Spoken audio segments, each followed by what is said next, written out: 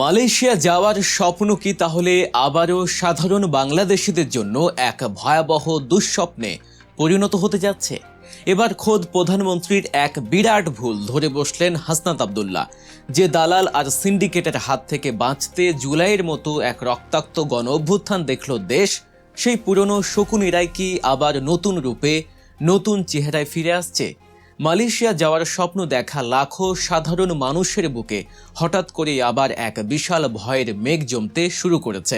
স্বপ্নের দেশ মালয়েশিয়ায় গিয়ে নিজের ভাগ্য বদলাবেন, একটু সচ্ছলতা আর পরিবারের মুখে হাসি ফোটাবেন, এটুকুই তো চাওয়া ছিল তাদের।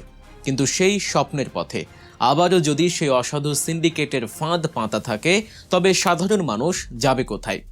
আজকের আলোচনায় আমরা বিশ্লেষণ করব মালয়েশিয়ার শ্রম বাজার নিয়ে তৈরি হওয়া নতুন এই চরম বিতর্কটি নিয়ে। হাসনাত আব্দুল্লাহ তোলা অভিযোগগুলো কতটা ভয়াবহ, ব্লুমবার্গের গোপন রিপোর্ট কি বলছে, এবং এর ফলে সাধারণ প্রবাসীদের পকেটে কতটা টান পড়তে যাচ্ছে, সবকিছুর আদ্যপান্ত। তাই পুরো ভিডিও জুড়ে সাথেই থাকুন। হাসনাত আব্দুল্লাহ এবার সরাসরি আঙুল তুলেছেন সরকারের শীর্ষ পর্যায়ের দিকে। তিনি একটি অত্যন্ত বড়সড় এবং গুরুতর অভিযোগ সামনে এনেছেন।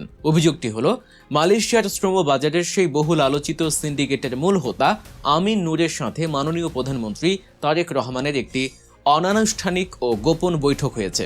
আন্তর্জাতিক সংবাদ মাধ্যম ব্লুমবার্গ এর একটি রিপোর্টের ভিত্তিতে এই তথ্য সামনে এসেছে। হাসনাত আব্দুল্লাহ দাবি, বাংলাদেশের গণমাধ্যমগুলো থেকে অত্যন্ত সুকৌশলে এই খবরটি মুছে ফেলা হলেও ব্লুমবার্গ তাদের রিপোর্টে এই গোপন বৈঠকের কথা ঠিকই রেখে দিয়েছে। ঠিক এই জায়গাতেই প্রধানমন্ত্রীর এমন পদক্ষেপের তীব্র সমালোচনা করছেন তিনি। তার প্রশ্ন, রাষ্ট্রীয় বা কূটনৈতিক স্বার্থে যে কোনো ব্যক্তির সাথে আলোচনা হতেই পারে, কিন্তু সেই বৈঠক কেন নির্ধারিত এবং আনুষ্ঠানিক সফরের বাইরে গিয়ে একজন বিতর্কিত ব্যবসায়ীর সাথে গোপন করতে হবে?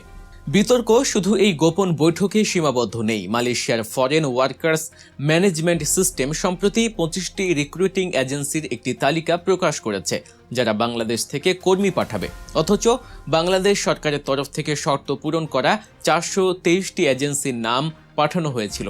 দেশে বর্তমানে 2100-র বেশি বৈধ রিক্রুটিং এজেন্সি রয়েছে, যাদের মধ্যে অন্তত 50টির কথা সবাই জানে, যারা অত্যন্ত সুনামের সাথে কাজ করে আসছে। কিন্তু এই সব স্বনামধন্য প্রতিষ্ঠানকে পাশ কাটিয়ে কাজ পেল মাত্র 25টি প্রতিষ্ঠান।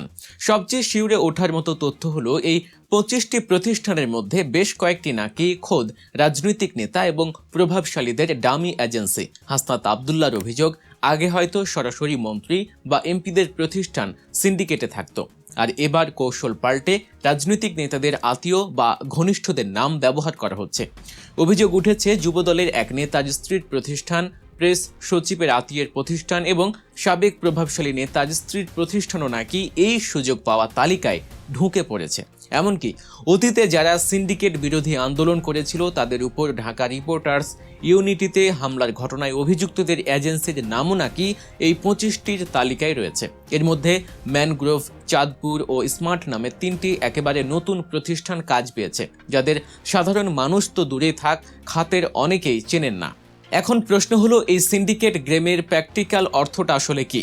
সাধারণ মানুষের জন্য এর প্রভাব কতটা মারাত্মক হতে পারে? রিক্রুটিং এজেন্সিগুলোর সংগঠন বাইরা বলছে, আগে এই সিন্ডিকেটে ঢোকার রেট ছিল 5 কোটি টাকা, আর এবার সেটা নাকি এক লাফে বেড়ে দাঁড়িয়েছে 17 কোটি টাকায়। একটু ভেবে দেখুন, এই যে বাড়তি টাকার চাপ, এটা দিন শেষে কার পকেট থেকে আদায় করা হবে? সেই অসহায় বিদেশগামী খেটে খাওয়া মানুষের পকেট থেকেই। সরকারি নিয়মে যেখানে একজন কর্মীর মালয়েশিয়া যেতে খরচ হওয়ার কথা ছিল মাত্র 79,000 টাকা, সেখানে এবার এই সিন্ডিকেটের কারণে মালয়েশিয়া যেতে গুনতে হবে 8 থেকে 10 লক্ষ টাকা। এটা কোনোভাবেই অর্থনীতির জন্য লাভজনক নয়, বরং এটি এক ধরনের মানি লন্ডারিং। একটু পেছনের দিকে তাকালে নিশ্চয়ই আপনাদের মনে পড়বে 2024 সালের সেই করুণ দৃশ্যগুলোর কথা। হাজার হাজার মানুষ বিমানবন্দরে বসে হাও মাও করে কাঁদছিল। সব কাগজপত্র ঠিক থাকার পরও প্রায় 17,000 কর্মী সেদিন মালয়েশিয়া যাওয়ার ফ্লাইট ধরতে পারেননি। জমি বিক্রি করে চড়া সুদে ঋণ নিয়ে তারা একেবারে পথে বসেছিলেন। 2021 সালের সিন্ডিকেটের কারণে কর্মীদের 5.5 লাখ টাকা পর্যন্ত বাড়তি খরচ করতে হয়েছিল। সেই অমানবিক সিন্ডিকেটের নাটের গুরু হিসেবে বারবার যার নাম এসেছে, তিনি হলেন এই আমিন নূর, যিনি মালয়েশিয়ায় 2 বার গ্রেফতার হয়েছিলেন। অথচ সেই পুরনো কাঠামো, সেই একই ব্যক্তিরাই যেন আজ আবার নতুন করে ফিরে আসার ইঙ্গিত দিচ্ছে। এই পুরো বিষয়টি নিয়ে জাতীয় নাগরিক পার্টি বা এনসিপি এর বক্তব্য আমাদের বুঝতে হবে। দলের নেতা আসিফ মাহমুদ সজীব ভুঁইয়া পরিষ্কার বলেছেন, 2 বছর পর বাজার খোলায় তারা খুশি, কিন্তু এত এজেন্সি থাকতে মাত্র 25 জনকে কেন সুযোগ দেয়া হলো তার কোনো স্বচ্ছ ব্যাখ্যা সরকারের কাছে নেই। অনেকেই হয়তো ভাবছেন সরকার যে কোনো মূল্যে বাজারটি চালু করতে চাইছে রেমিটেন্সের প্রবাহ বাড়ানোর জন্য, কিন্তু এই মরিয়া চেষ্টার মাঝে কতটা স্বচ্ছতা বজায় থাকছে সেটাই এখন সবচেয়ে বড় বিতর্কের বিষয়। হাসনাত আব্দুল্লাহ অত্যন্ত আক্ষেপের সাথে বলেছেন, আমার রাষ্ট্র তার নাগরিকদের এই দালালতন্ত্র, সিন্ডিকেট ও ভাগ বাটোয়ারার রাজনীতি থেকে মুক্ত দিতে পারল না। অর্থাৎ যে পুরনো ব্যবস্থা ভাঙার কথা ছিল সেই পুরনো পথে যেন আবার হাঁটছে সবাই। তাহলে সামনে কি হতে যাচ্ছে? বর্তমান পরিস্থিতি বিশ্লেষণ করলে আমরা 3টি সম্ভাব্য পরিণতির কথা ভাবতে পারি।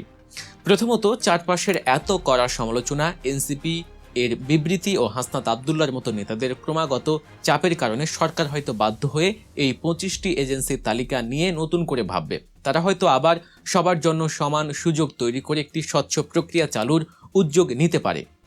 দ্বিতীয়ত, যদি সরকার এই সমালোচনাগুলোকে একেবারে গায়ে না মাখে, তবে এই 25 এজেন্সির মাধ্যমেই মালয়েশিয়ায় কর্মী পাঠানো শুরু হবে। তখন বাধ্য হয়ে সাধারণ মানুষকে সে 8 থেকে 10 লাখ টাকা দিয়েই বিদেশ যেতে হবে। এতে সিন্ডিকেট আরও শক্তিশালী হবে এবং সাধারণ প্রবাসী রক্তচোষা অব্যাহত থাকবে। এবং তৃতীয়ত, সবচেয়ে ভয়ের যে সম্ভাবনাটি রয়েছে, এই সিন্ডিকেট, দুর্নীতি আর এত সব অভিযোগ দেখে মালয়েশিয়া সরকার হয়তো বিরক্ত হয়ে পুরো শ্রম বাজারটি আবারও স্থগিত করে দেবে। আর যদি এমনটা হয়, তবে 2024 সালের মতো আবারও হাজার হাজার মানুষ নিঃস্ব হয়ে পথে বসবে। লাখো মানুষের স্বপ্নের সাথে এই যে নোংরা খেলা, এটা কোনোভাবেই মেনে নেয়ার মতো নয়। সাধারণ প্রবাসীদের আর কতকাল এভাবে জিম্মি হয়ে থাকতে হবে? হাসনাত আব্দুল্লাহর এই অভিযোগ এবং মালয়েশিয়ার শ্রম বাজারের এই অনিশ্চিত ভবিষ্যৎ নিয়ে আপনার বিশ্লেষণ কি বলে? আপনার গুরুত্বপূর্ণ মতামত অবশ্যই কমেন্ট করে জানিয়ে দিন। আর প্রতিনিয়ত এমন বিশ্লেষণধর্মী ও সত্য খবর সবার আগে পেতে গল্প নিউজ চ্যানেলটি সাবস্ক্রাইব করতে ভুলবেন না। দেখা হচ্ছে পরবর্তী ভিডিওতে। আল্লাহ হাফেজ।